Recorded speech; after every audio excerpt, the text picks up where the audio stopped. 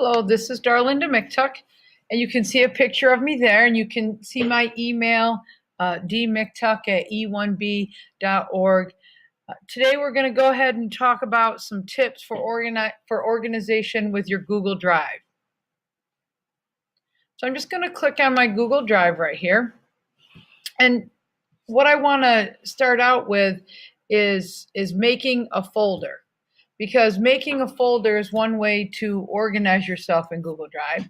So there's different ways of doing that. You could just click on New here, and notice it says Folder. You can name that anything you'd like. I'll just call it an example folder or webinar. And I'll just say Create. Now once I create that, what you'll notice is this is set up so that it's in alphabetical order, and also it highlighted it right there. If I click on that, if I double click and open that folder, you'll notice there's nothing in there. So what I could actually do, I could go to my Google Drive, I could grab any one of these, and I could actually drag it in there if I wanted to. Okay, or I can simply go ahead and make another new folder. And I'll say folder inside example folder and say create. So again, you can go ahead and you can see again, here is the example folder, and then there's the folder inside. So again, you can go ahead and just, easily create a folder. You can put folders inside of folders. Another thing that you can do too, notice there's a drop down.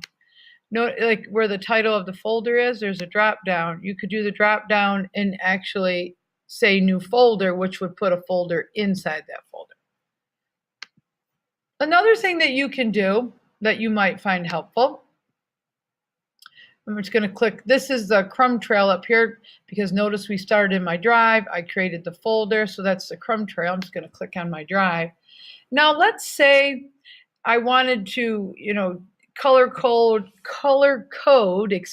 my folder so I can find them based on color. You'll notice this folder is actually red, so it makes that folder stand out. But what I could do is come over here, and I can, right click on any one of my folders, and notice it actually says change the color. So if I wanted to, I could go ahead and change that color, and now you'll notice that folder has a different color. So 2 tips that we've already looked at is creating a folder, and then after creating the folder, you can do that right click and change the color. And again, to move a folder, you can actually just go ahead, you can, drop and drag, that sort of a thing. Again, if you want to put a folder inside a folder, you again can drop and drag or do the drop down and create one. All right. Now, if you wanted to delete a folder, what you can actually do in the drive is again do a right click on it. And just remember, if you are, on your Mac, depending on how you have that set up, you may have to do a, the command click or whatever. But anyway, so however you do the right click on your device, just do the right click on the title. Okay. And notice right here, it does say remove. Let me go back to that example one though. So if I go back over here to that example folder and I right click on the title, notice it does say remove. I'm going to remove it. Now it's letting me know that it has been trashed. If I didn't mean to trash it, I could hit restore. I'm going to say continue, because what I want you to see when you're in your drive, what I want you to see here, let me just click on that arrow and shrink that up. What I want you to see are these other folders. So what I did there, the arrow was just open. I just clicked it back up. I want you to see there is a trash folder. So if I click this open, and by that I mean double click, right there you can see some different files in there, but you can also see this folder. Now, if I didn't mean to do that, I could go ahead and restore it. Notice all of these items are in the trash. I mean, some of these go back a little bit, you know, back to December, that sort of thing. Please know that you have to empty the trash. What's nice about that is if you didn't mean to, you know, go ahead and do that, then you can, you know, you can go ahead and you can just say click and restore or delete forever, or you can also say trash and completely empty the trash. I'm going to go ahead and restore our folder. So I'm going to say restore, go back to my drive. What you'll notice now is that one should be back under alphabetically under example right there, example folder. So it has been restored. And when I say alphabetical, notice I'm actually in the list way. Yours could end up looking like this, just depending on how you do that. Notice I'm up in the right-hand corner. I'm going between list view, that's grid view. That would be list view. When I'm in here, I can click on any of these choices and this will help me sort that. Again, that's another way of, you know, being organized within your drive is how you sort it. Notice you can sort by name, but you can make it go alphabetically from the back of the alphabet to the forward, or you can make it go from the front of the alphabet to the back. These, where it says last modified by me, I have three choices. Last modified by me, last opened by me. Okay, so again, just some ways that you can, you know, get around in there with organizing. All right, let me go back up here. I'm going to shrink back up my drive. Notice there is a folder that says starred. If you go in the starred, you'll actually see two starred files in here. If you're on your drive, doesn't matter what you have on here, even if you actually do a folder, notice you can actually, you can add star. So it doesn't matter if you're on a folder. See, like if I do block schedule, I can say add star. I can also, what I can also do is I can even do that. I can do that with a particular file. So I can come down here and I can say, okay, I need this file right here. I can do, again, do that right click. I can say add the star. So now you'll notice if I go in the starred, you'll see two new things in there, that block schedule folder and the BL assignments. All right. So again, organizing by starring things or using what's at the top of the columns to filter. I showed you where the trash was over here. Also pointed out that you must empty the trash, but you can also go into the trash and recover things. Now, how do you find a file in Google Drive? So here I am in my drive. Now there is a section called quick access at the top here. Those are things that you've recently interacted with, so it's just a quick way, you know, to go ahead and find those, and you could click on it and open it up. All right, but if notice up here, it does say search drive. Now, one thing you want to keep in mind when you're trying to organize within your Google Drive, think about how you name your files.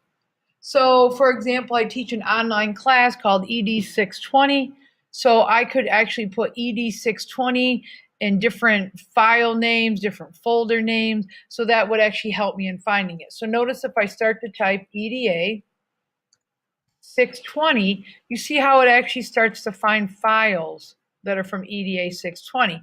And I can certainly go ahead and I could click on any one of those and open that. Something else I could do, notice this little drop-down arrow. When you get involved in the drop-down arrow, that allows you to actually filter, look in different areas, you know, look for different ways that it's titled, things like that. And if you hit that X, that'll just empty that out. Notice you can also, you know, go ahead and search for different types of Google files. But again, if you do that more search, it's the same thing as the drop down. So again, you know, maybe I want to focus on spreadsheets. Maybe, you know, I could say, I could look for a specific person and I can go ahead and I could type that in. Maybe I think it might be in the trash. Date modified, I can make it, see how I can make it look for a certain time frame. All right, I can put any, you know, item name, word name, shared with. I mean, I could do so many different things in there and then make it search, okay? So remember, when you're searching, up here in the search drive box, you can simply type in, you know, whatever you want and start searching for it. Or you can also go over here and choose different criteria that will filter it. Okay, so that is searching. All right, another thing that you can do is you can look at you can look in the activity. You can look for activity and details. Notice when you're here in your drive, over here you have an eye and a circle. If I click on that, notice what it's doing here. It says activity. So notice that's when I restored those 2 items. Remember, I sent that folder into the trash, took it back out. It's saying I moved them. It says I created them. I mean, these are all details for things that I was doing as I was organizing. Now notice if you go back further, there's things that I was working on Friday, things I made. I mean, tells me everything, made a copy of, edited. The nice thing is if I click on that, it'll actually bring that up. And notice how it opened it in its own tab. So if I close that out, I'm right back in my drive. The details, you actually have to select a file or folder to view its details.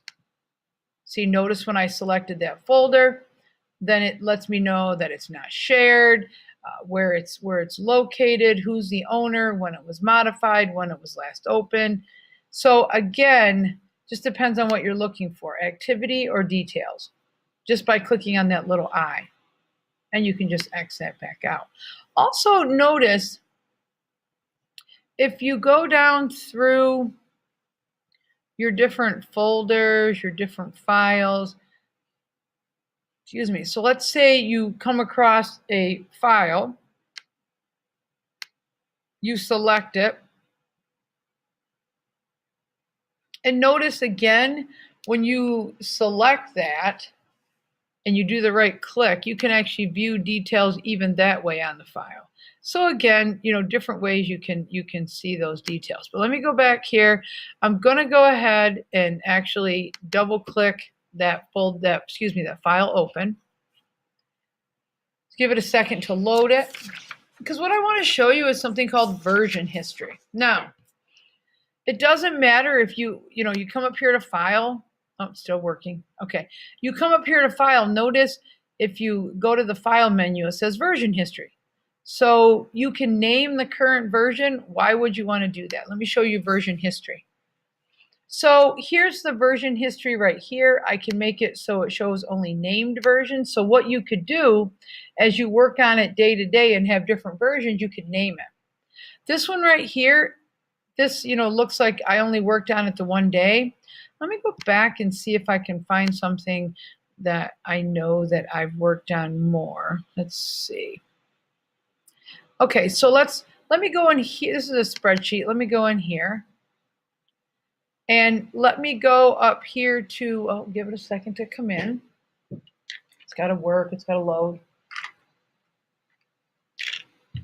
All right. So under File, I can go to Version History, see the version history. Notice this one has a lot more version history.